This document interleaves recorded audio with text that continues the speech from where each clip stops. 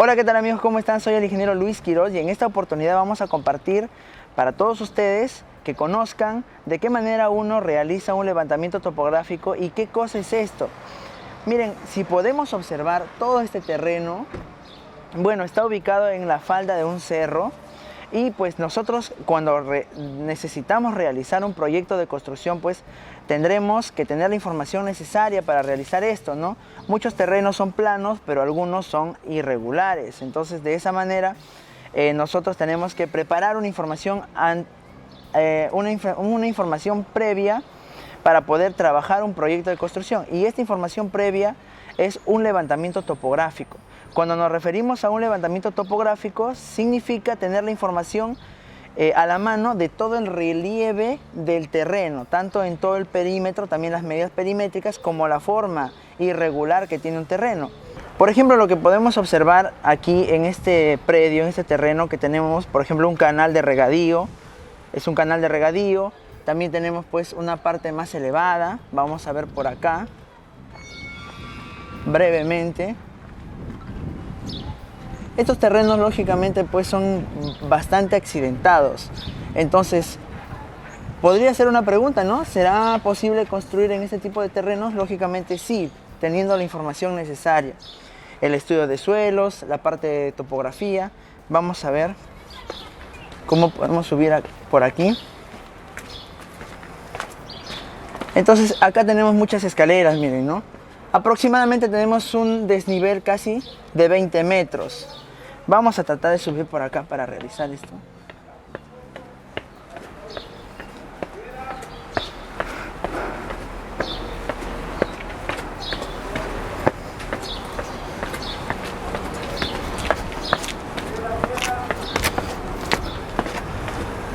Muy bien. Esta es la parte superior del predio. Tenemos la calle, un canal de regadío, un muro. En este caso el perímetro está delimitado, se dan cuenta, por un muro. Muy bien, entonces el levantamiento topográfico nos va a dar toda la información necesaria para poder diseñar una edificación en esta ubicación no accidentada.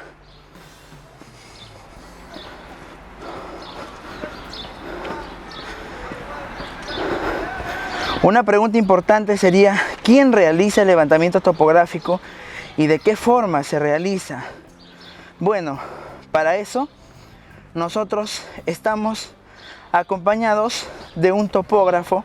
Es un profesional que emplea equipos de medición para poder realizar este trabajo, así como lo que podemos ver ahora. Marlon, ¿cómo estás? Dígame. Muy bien, vamos a empezar a realizar el levantamiento topográfico. Okay. Coge. Bueno, para empezar a realizar el levantamiento topográfico es indispensable siempre ver el alcance del levantamiento y para qué lo vamos a necesitar. Así es. En esta oportunidad lo vamos a emplear con fines de construir una edificación. Para tal caso, este levantamiento topográfico nos permitirá colocar terraplenes o cortes y rellenos y formar niveles en los cuales se va a sentar la edificación con seguridad. El amigo topógrafo, el profesional topógrafo, es el idóneo encargado de darnos esa información y poder trabajar en coordinación con él para ver cómo van a ir esos cortes, ¿no? Y cuánto es lo que tendremos que retirar y cuánto es lo que tendremos que rellenar. Muy bien, además de eso, para empezar un levantamiento topográfico es importante, como le mencioné, definir los alcances tanto del uso que le vamos a dar a esta construcción como también cuál va a ser el área de levantamiento, ¿verdad, Marlon? Así es. Cuando tenemos un terreno accidentado, pues sería imposible hacerlo con una wincha. Cuéntanos, ¿qué es lo que vamos a emplear? Claro. El día de hoy, bueno, dado el caso del terreno que es tan accidentado, hemos decidido usar la forma más eficiente en equipos de topografía, que es una estación total.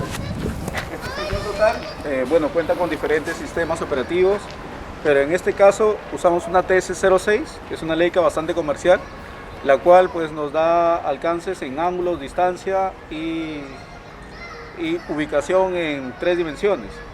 Nos ubica en 3 dimensiones X, Y, Z, para poder así pues predefinir el levantamiento de acuerdo a los alcances que se quiera realizar en campo.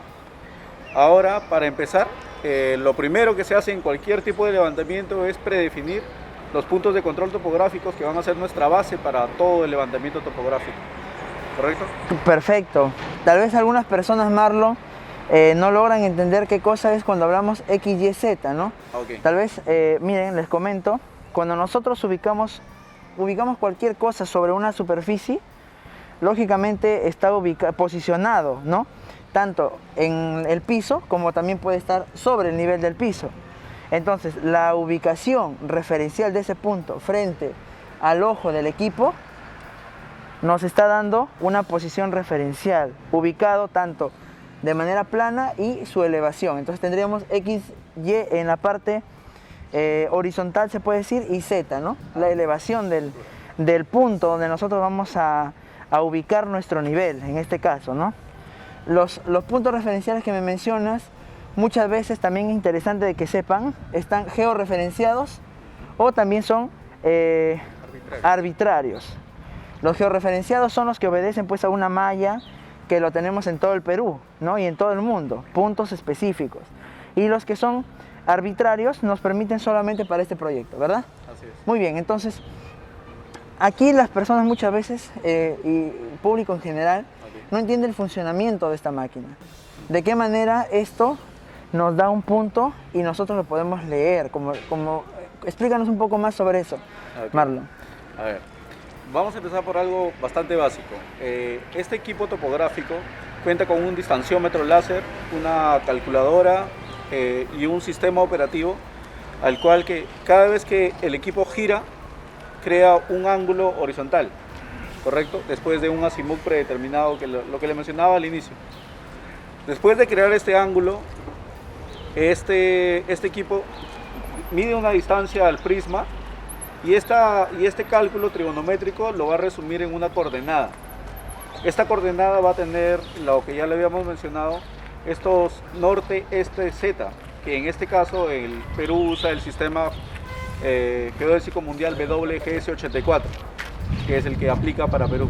En esos términos ubica y georreferencia un punto cada vez que necesita ubicarse para georreferenciar todo tipo de proyectos. Ok, entonces lo que nos das a entender es que dentro de esta máquina prácticamente es una computadora. Así es.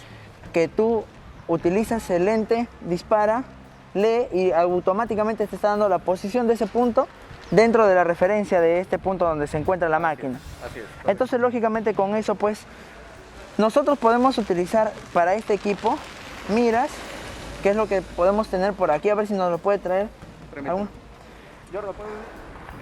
Para este equipo nosotros, miren, lo sorprendente de este equipo es que podemos utilizar miras que tienen un prisma, ¿verdad? Como también podemos emplear simplemente el mismo terreno, ¿no? Eso es lo sorprendente. O sea, claro, ya no es necesario de que haya una persona que suba el terreno y ponga la estaca o ponga la mira y tú leas. Simplemente este equipo dispara puntos y lo pasa de digital, ¿verdad? Así es. El láser que utiliza este equipo es un láser tipo 3. Utiliza esta plataforma reflectante que es un mini prisma en este caso y un prisma que tengo en el brazo derecho. Préstame, yo te voy a ayudar. Esta es la plataforma reflectante. Así es. Ese es donde choca el láser y rebota. Automáticamente ya precargadas están los datos de este prisma, que es una constante, y es la altura que tiene el prisma hacia el punto referencial, porque el punto que va a medir es este. ¿Correcto? De la misma forma aplica para un sistema mucho más amplio, que es en este caso que este prisma que se levanta hasta 5 metros. Ese es un mini prisma que nos da una precisión milimétrica y este es un prisma que nos da una precisión de centímetros. Decímetros, claro. Decímetros. Centímetros. Centímetros. O sea que esta de acá es más precisa, pero necesitaríamos tener acceso a cada punto. Así es.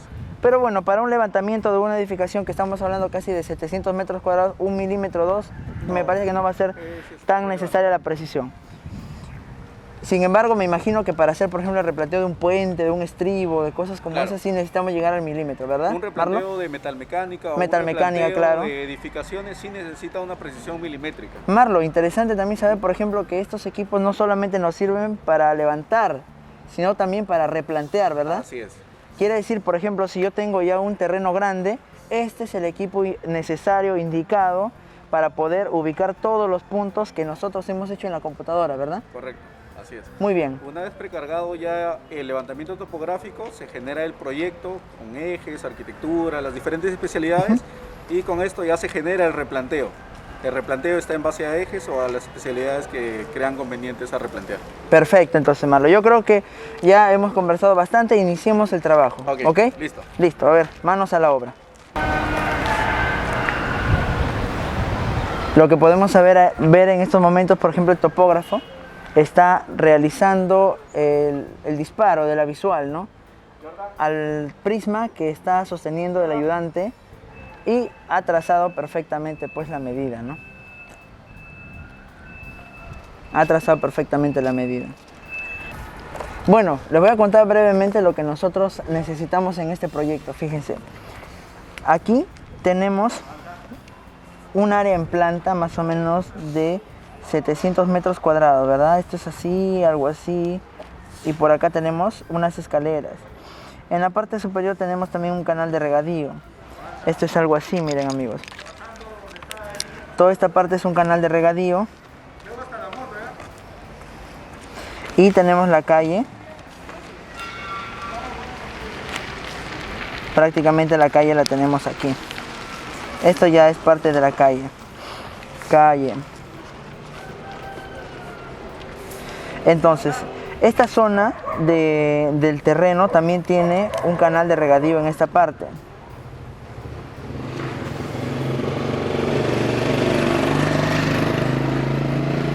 Y esta parte también es calle. Esto se ve si yo estuviera desde la parte de arriba, superficial, como si estuviera volando en un avión, en un helicóptero. Esto es lo que estaría viendo. Sin embargo, el terreno en la forma real, como un corte del terreno, lo tenemos así. Tenemos la parte de la calle, tenemos el canal de regadío y tenemos algo muy accidentado así. Tenemos nuevamente otro canal de regadío y tenemos la calle. Esta es la forma del terreno real, ¿sí? Entonces, cuando nosotros tenemos esta situación, lo que deberíamos hacer, primero que nada, antes incluso de cotizar el proyecto, eso es lo que se le recomendó al dueño o al cliente con el que estamos trabajando, es tener principalmente definido cuáles van a ser mis cortes, ¿no? Tal vez voy a emplear otro color para poder identificar esto. ¿Cuáles son mis cortes de terreno en el que yo voy a necesitar hacer esto? Por ejemplo, tal vez esta zona de acá se transforme en un muro de contención, ¿no? Puede ser así. Luego completo una zona igual, y en esta parte también pondré un muro de contención. Es un ejemplo nada más, no les estoy diciendo que pueda hacer eso. ¿Para qué me sirve eso? Porque lógicamente yo ya tengo una zona que nosotros le vamos a denominar terraplene, ¿no? Cortes y rellenos.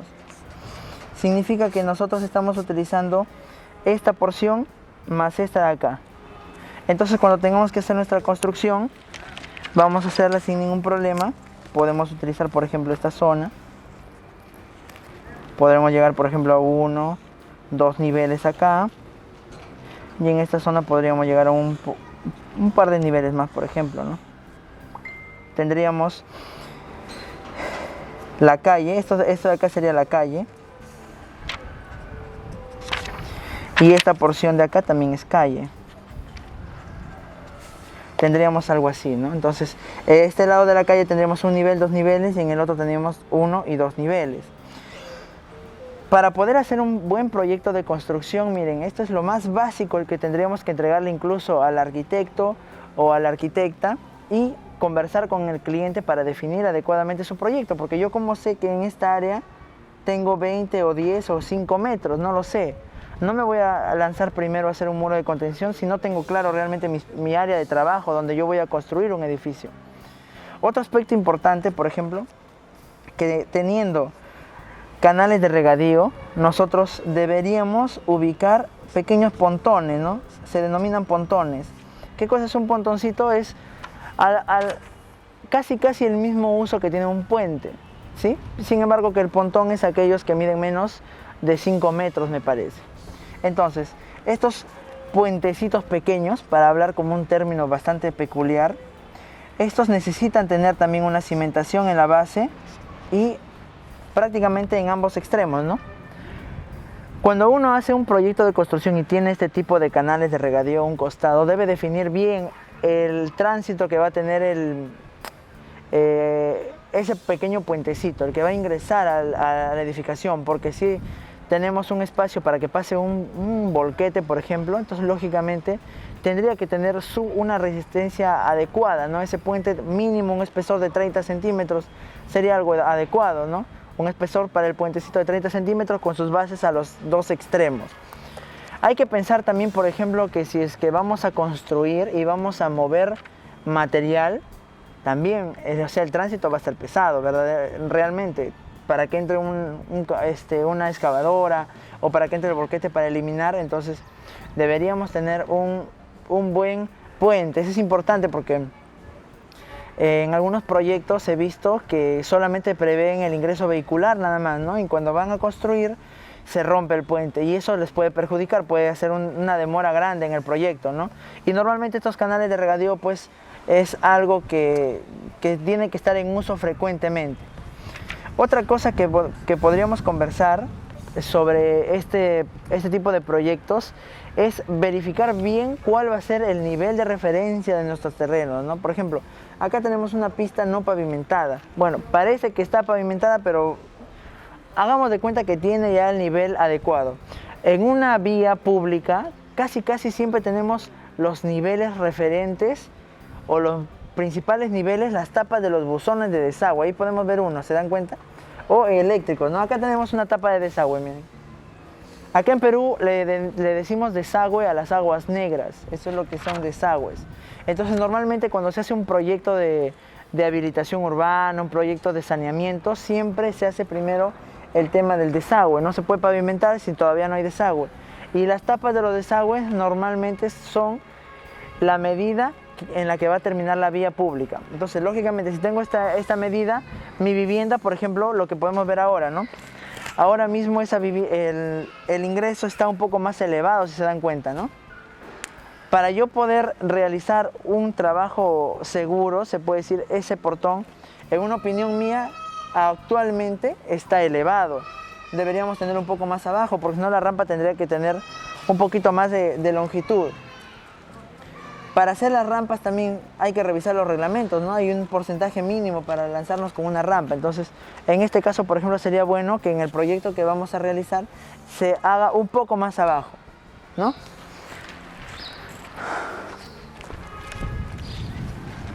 ¡Uy!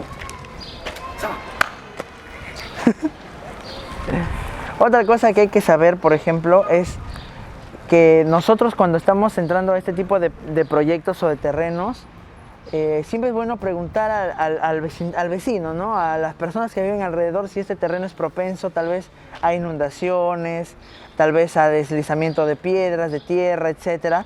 Lo que podemos apreciar acá, por ejemplo, es que no hay más allá cerro, ¿no? Esto solamente termina aquí, es lo único. Nosotros, por ejemplo, más bien dicho, en Global Invent siempre tratamos de construir en lugares que por lo menos nos den seguridad, ¿no? Seguridad es lo más importante para nosotros. No solo seguridad por el tema del terreno, sino también seguridad estructural, ¿no? Nosotros le damos una particular importancia a la seguridad estructural como una línea base para todos nuestros proyectos. Entonces, como les había mencionado, ¿no? O sea, este terreno lo tenemos actualmente accidentado, como lo podemos ver en las líneas anaranjadas. Lo que queremos hacer es, con la ayuda del topógrafo, llegar a estos terraplenes, ¿no? Y ver cuánto es el área que podemos emplear. Lógicamente en el proyecto diré, si quiero cortar más este terreno, me va a costar más, ¿no? Si quiero ampliarlo, si esto de acá, en un inicio lo tengo aquí, pero por cuestiones del cliente, me dice: ingeniero, evalúe la posibilidad de que esto se corte hasta acá. Lógicamente se hará un poco más caro, ¿no es cierto? Entonces, si acá teníamos, por ejemplo, la nivelación del terreno que nos iba a costar, no sé, pues unos 10.000 soles, luego de que nosotros movamos esto puede ser que estemos por los 15.000 soles. Entonces el cliente tendrá que evaluar y dirá, miren, frente a 5.000 soles o lo que yo quiera invertir, prefiero que esto se mueva acá. Sin embargo, esto podría ser para el nivel del corte del terreno. Faltaría considerar la estructura de sostenimiento, que es el muro de contención. Entonces, ese nivel de asesoramiento y de evaluación de proyectos se realiza antes de que uno decida y le diga, por ejemplo, a un ingeniero, cotíceme mi proyecto, porque todavía no tenemos el alcance real de este proyecto. Cuando es un terreno plano no hay ningún problema, porque nosotros medimos el terreno y decimos, hay áreas libres, área de construcción y perfecto, avanzamos bien. Pero cuando nosotros tenemos terrenos accidentados como estos, primero es ver hasta dónde vamos a dar un alcance al proyecto. Podría ser que luego se modifica, pero lo más importante es lo que ya hemos hecho en un inicio, ¿no? Ya lo vemos a nuestros amigos topógrafos que están realizando el levantamiento adecuadamente. Y ya espero que espero que nos acompañen, ¿no? Seguro que habrá un poco más de videos sobre este proyecto de reforzamiento. Y acompáñenos siempre en el canal de Global Invent, suscríbanse si no están suscritos. Para mí siempre es un gusto compartir con ustedes y ya saben, si quieren vivir en el futuro, ya no hay que construir como en el pasado. Cuídense.